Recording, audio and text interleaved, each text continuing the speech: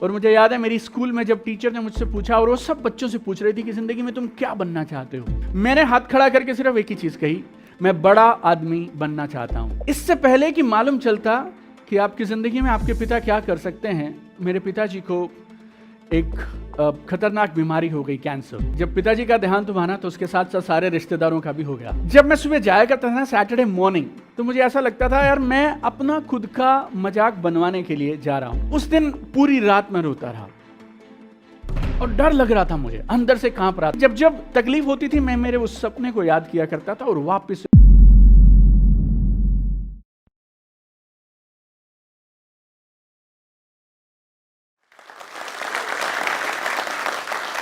हर इंसान जब जन्म लेता है ना, तो भगवान उसको एक गिफ्ट दे के भेजते हैं और वो हर इंसान को मिलता है, और वो है सपने देखने की ताकत, अपने हालातों में परिवर्तन करने की ताकत। लेकिन ट्रेजेडी ये है, 100 में से 99 लोग अपनी जिंदगी के दौरान, अपनी जिंदगी को जीने के दौरान इस ताकत को खो देते हैं। लेकिन आज मैं जिंदगी में जहां भी पहुंचा हूं, इस एक सपने देखने की ताकत और उन सपनों को दिल से लगाकर उनके लिए काम करने की ताकत से पहुंचा हूं। नमस्कार, this is Deepak Bajaj, number 1 best selling author, professional speaker and high performance trainer.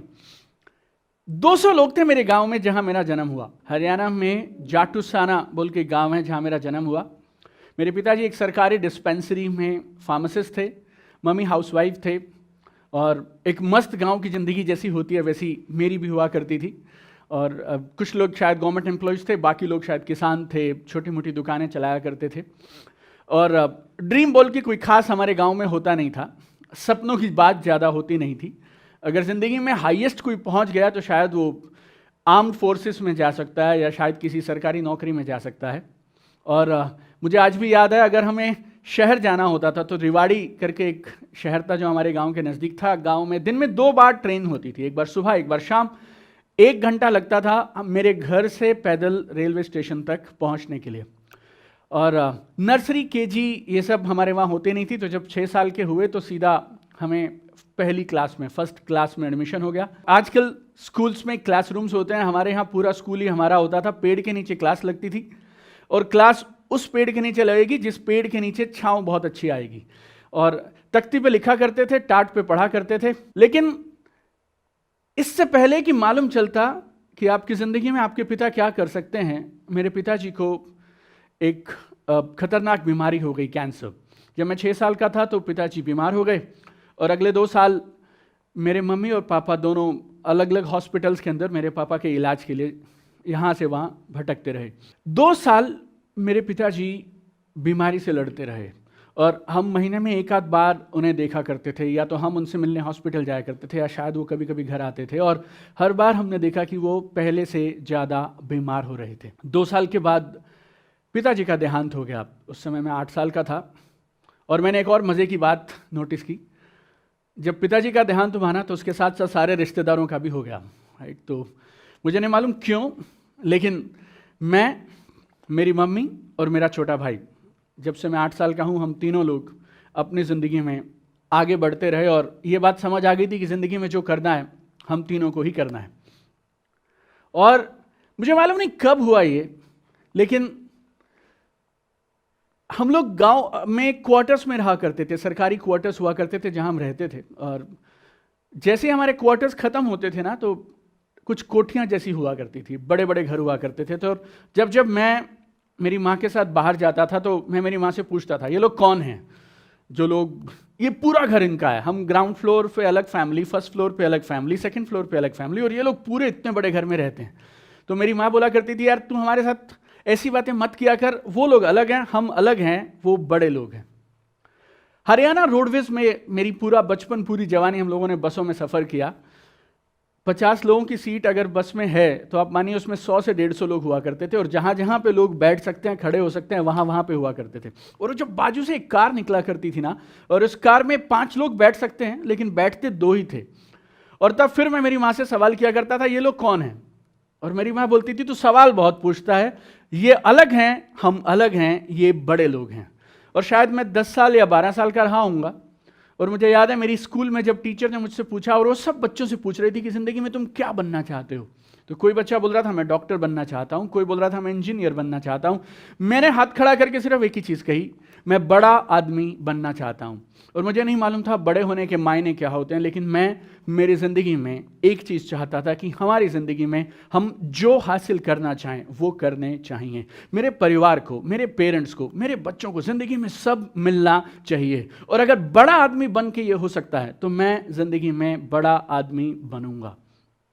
10वीं तक मैं सरकारी स्कूल में पढ़ता था। सफ़ेद कमीज़ खाकी पैंट पहन के घुमा करते थे। 21 रुपये मेरी फ़ीस थी स्कूल की, 10 रुपये माफ़ हो जाते थे क्योंकि मेरे मम्मी खुद टीचर थे। तो 11 रुपये महीना, 132 रुपये सालाना की फ़ीस में मैंने मेरी 10th क्लास पार कर ली। और हमारे यहाँ पे क्या होता था, आपसे ये नहीं पूछा जाएगा कि आप क्या सब्जेक्ट चुनेंगे, आप क्या बनना चाहते हैं। अगर आपके मार्क्स 70% से ऊपर आएंगे तो आपको साइंस दी जाएगी, 60 से 70% आएंगे तो आपको कॉमर्स दी जाएगी, और अगर 60% से कम आए तो आपके घर वाले पैसे इकट्ठा करेंगे ताकि आपकी दुकान खुलवा दें।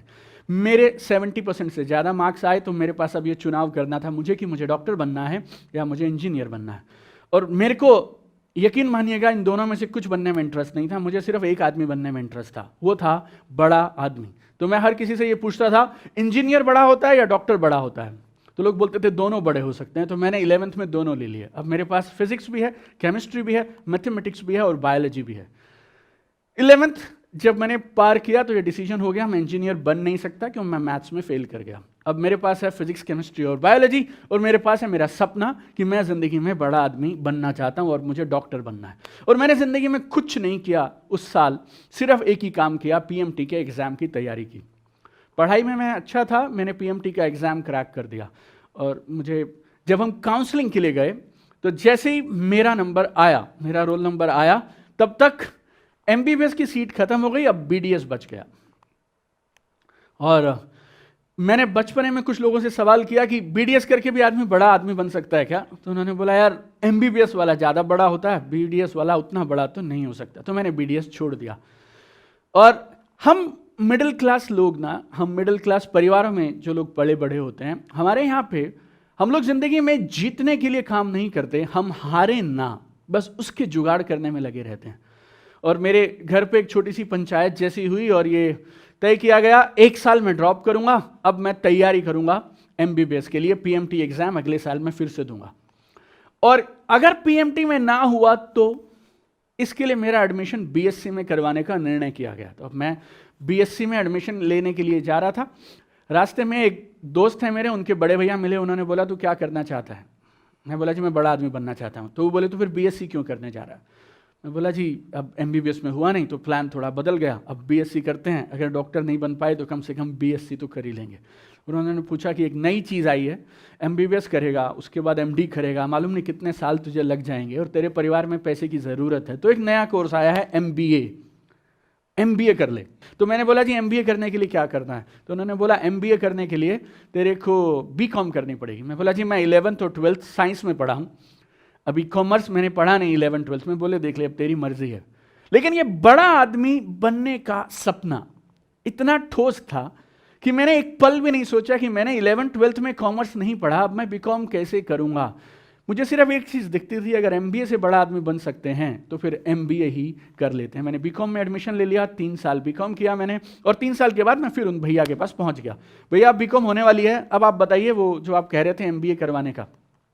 उन्होंने बोला दीपक बेटा सीन अब बदल गया, अब किसी भी कॉलेज से MBA करने से बात नहीं बनेगी, कैट का एग्जाम देना पड़ेगा और हमें तो खुमारी है क्या बड़ा आदमी बनना है।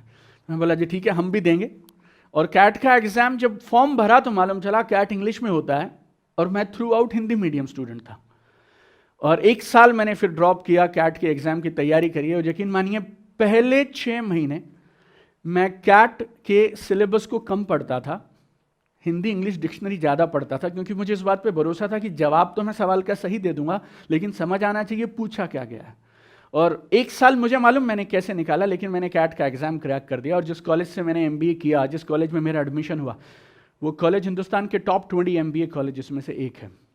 और इस सफ़र के दौरान मैंने एक चीज़ ठीक से समझ ली कि ज़िंदगी में आसान या मुश्किल कुछ नहीं होता। जिस काम को तुम करना चाहते हो दिल से करना चाहते हो और जिस काम को तुम सीखने के लिए और सीखकर लगातार प्रैक्टिस करने के लिए तैयार हो, वो काम आसान हो जाता है, बाकी सब मुश्किल हो जाता है। और मैंने कैट का एग्जाम क्लियर किया, कॉलेज में पहुंच गए, अब मैं एमबीए करना शुरू कर दिया मैंने।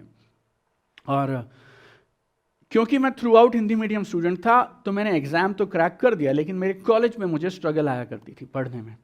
और हमारे कॉलेज में एक प्रोफेसर हुआ करते थे और हमारा एक मार्केटिंग एंड कम्युनिकेशन का कोर्स हुआ करता था।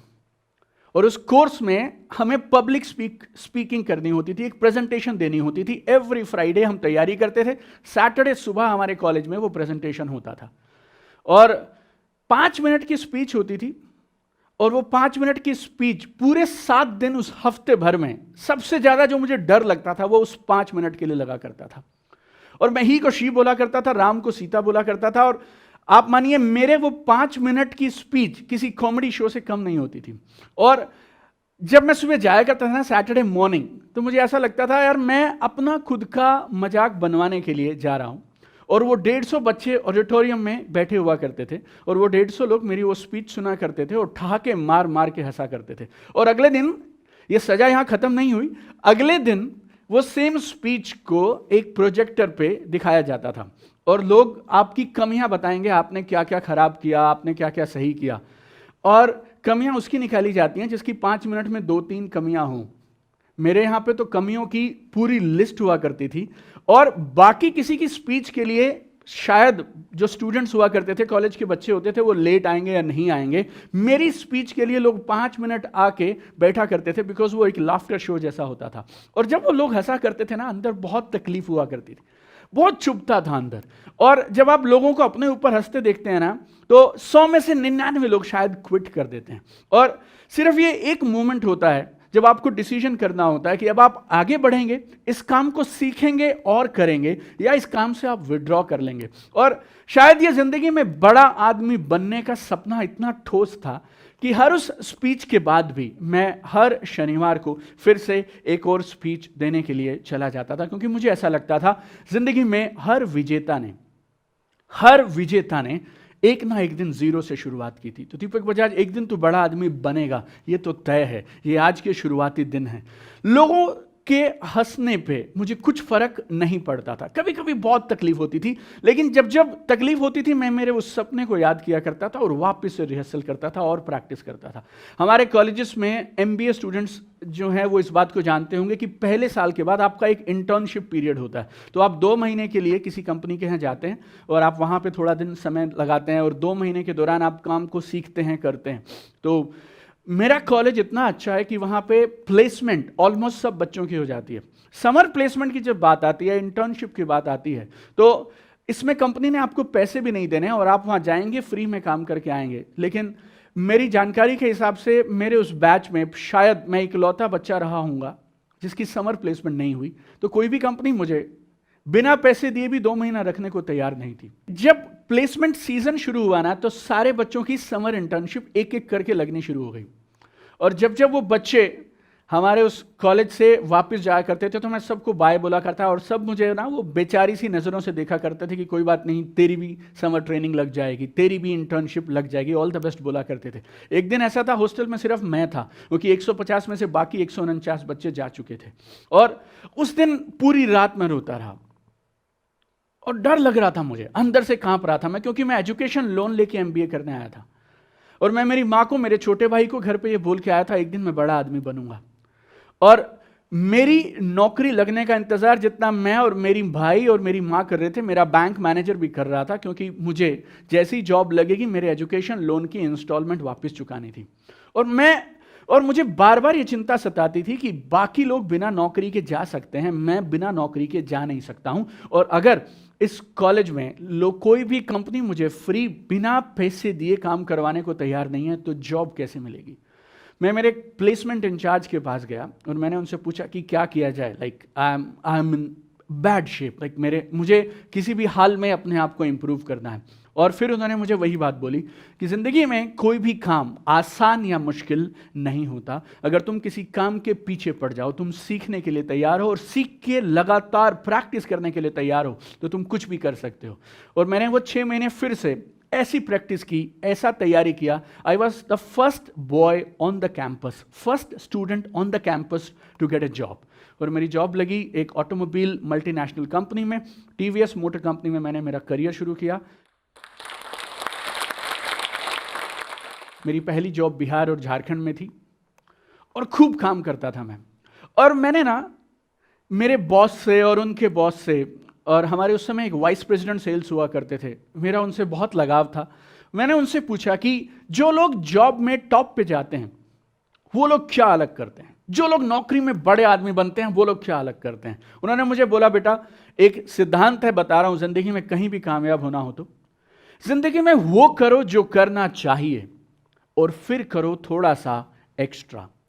जिंदगी में वो करो जो करना चाहिए और फिर करो थोड़ा सा एक्स्ट्रा। तो मेरे बॉस मुझे जो काम दिया करते थे, सुबह 9 से शाम के 7 बजे तक मैं वो करता था, और 7 से 9 मैं मेरी कंपनी के लिए करता था थोड़ा सा एक्स्ट्रा। और एक साल में मैंने इतना कमाल का काम किया, I got promoted and I came to UP. फिर मेरी यूपी में जॉब लगी and then I got promotion and I became regional head, area manager in my company. और मेरी समझ के हिसाब से आज तक 25 साल का कोई लड़का 2.5 साल के वर्क एक्सपीरियंस के साथ टीवीएस मोटर कंपनी में किसी बड़े एरिया का रीजनल मैनेजर नहीं बना। I was one of the youngest regional managers in history of my company.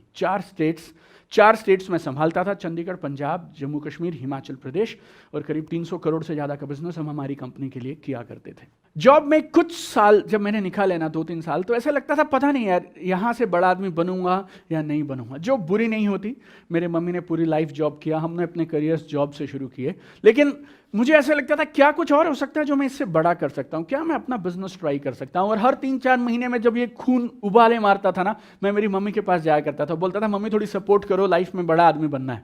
Support का मतलब आप समझते हैं, सपोर्ट का मतलब बहुत सिंपल और सरल होता है, पैसे चाहिए। और मेरी माँ मुझे 2 बातें बोला करती थी।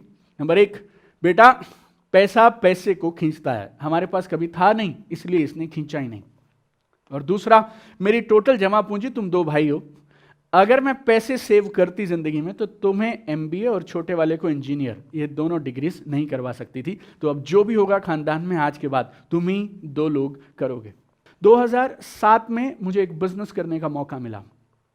थोड़ा डर लगता था कि बिजनेस हो पाएगा नहीं हो पाएगा, खानदान में कभी किसी ने बिजनेस किया नहीं था, बिजनेस का कोई तजुर्बा नहीं था, कोई संभालने वाला नहीं था, बैकअप नहीं था, क्योंकि नौकरी के पहले 3 साल तो मैंने मेरा एजुकेशन लोन चुकाया, जो लोन मैंने मेरी एमबीए की पढ़ाई के लिए लिया था। तो डर लगता था कि मुझसे हो पाएगा नहीं हो पाएगा। तो मैंने एक पार्ट टाइम बिजनेस शुरू किया। मैंने एक ऐसा बिजनेस शुरू किया जो मैं जॉब के साथ कर सकता हूँ। तो सुबह 9 से शाम के रात के 9 बजे तक मैं मेरी नौकरी करता था, और उसके बाद रात को 9 बजे से लेके 12 बजे तक, 1 बजे तक मैं अपना बिजनेस बिल्ड किया करता था। जब जब छुट्टी मिलती थी, लोग दिवाली के दिन दिवाली मनाते होंगे, मैं मेरा बिजनेस करता था। हर संडे को मैं काम करता था, बिकॉज मुझे ऐसा लगता था कि मेरे पास एक अपॉर्चुनिटी है और इस अपॉर्चुनिटी से मैं कुछ तो बड़ा कर सकता हूँ। हमारे बिजनेस में हम लोग डायरेक्ट सेलिंग किया करते थे, हम लोग प्रोडक्ट्स को सेल किया करते थे, और मैंने आज से पहले कभी डायरेक्ट सेलिंग नहीं किया था। हमारी फैमिली में कभी किसी ने बिजनेस नहीं किया था। प्रोडक्ट्स कैसे बेचते हैं, लोगों का फॉलोअप कैसे करते हैं, बड़ी टीम्स कैसे बनाते हैं, बिजनेस में सिस्टम्स कैसे सेट करते हैं, ये सब हमें नहीं आता था। इसीलिए बिजनेस एक बार तो बहुत अच्छा चला, लेकिन उसके बाद बिजनेस क्रैश कर गया, राइट। और हमें समझ भी नहीं आ रहा था बिजनेस ये क्रैश किया कैसे, राइट। और करीब 9 महीने लगे, और उन 9 महीने के दौरान यकीन मानिएगा बर्तन नहीं बिके घर के, बाकी सब हो गया। और सलाह देने वाले बहुत सारे इकट्ठे हो जाते हैं। और जब मेरे को ऐसे मेरे दोस्त बोला करते थे कि तूने हिंदुस्तान के टॉप 20 कॉलेजेस में तेरा कॉलेजेस था, इतने अच्छे कॉलेज से एमबीए किया, इतनी कमाल की तेरी जॉब थी, तू अपनी कंपनी में इतनी प्रेस्टिजियस पोजीशन पे था, जब चाहे जॉब में वापस जा सकता है। मेरे ब्रदर को यूएस से ऑफर आया करते थे, उसको एक 10 साल का यूएस का वीज़ा मिला हुआ था। हमें पूरा खानदान मिल के ना हमारे पीछे लगे थे। हमारे घर में हर तीसरे दिन पंचायत हुआ करती थी कि नौकरी में वापस चले जाओ, नौकरी में वापस चले जाओ। मेरी एक मौसी तो यहाँ तक सलाह दी मेरी मम्मी को कि ये ना किसी भूत प्रेत चुड़ैल का साया है, आप इनका झाड़ा बड़ा करा दो, ये ठीक हो जाएंगे। क्योंकि जितने पैसे इसके माँ बाप को रिटायरमेंट पे नहीं मिलेंगे ना, उससे ज़्यादा की नौकरी ये रिजाइन करके बैठा है इस गंदे से काम के लिए, कुछ कुछ सामान बेचने के लिए, राइट।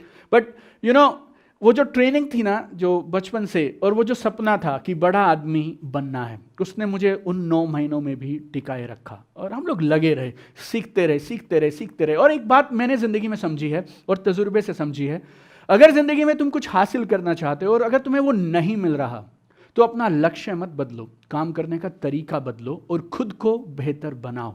और यही किया हमने, और उस 1 साल के दौरान मैंने बहुत कुछ कमाल का सीखा। कुछ एक चैलेंजेस आए, और ज़िंदगी में आप समझिए चैलेंजेस ज़िंदगी का हिस्सा हैं। मुझे एक बात समय से समझ आ गई कि समझ लो अगर चैलेंज आ रहा है तो समझ लो सही रास्ते पे हो। और लोग कुछ ना कुछ तो बोलेंगे, वो मुझे भी बोले थे और वो तुम्हें भी बोलेंगे, लेकिन याद रखना एक दिन गालियों का शोर तालियों की गूंज में बदलेगा।